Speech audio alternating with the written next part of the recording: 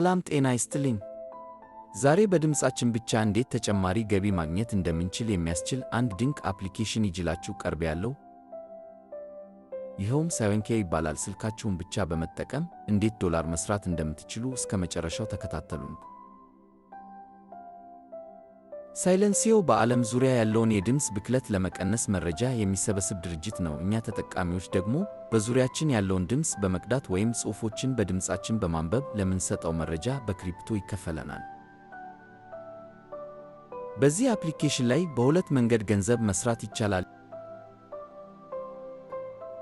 የድምፅ ልኬት ወይም ኖይስ ማፒንግ። በቀላሉ አከን ከፍታችሁ በዙሪያችሁ ያለውን የድምፅ መጠን ትለካላችሁ። ለምሳሌ ካፌ ውስጥ፣ መንገድ ላይ ወይም ቤት ውስጥ ሆናችሁ መለካት ትችላላችሁ።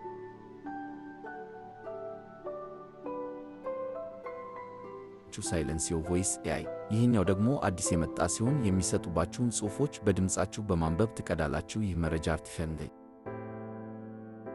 ኤአይ ለማሰልጠን ይውላል። ለዚህም በሰዓት እስከ 10 ወይም 20 ዶላር ሊከፈላችሁ ይችላል።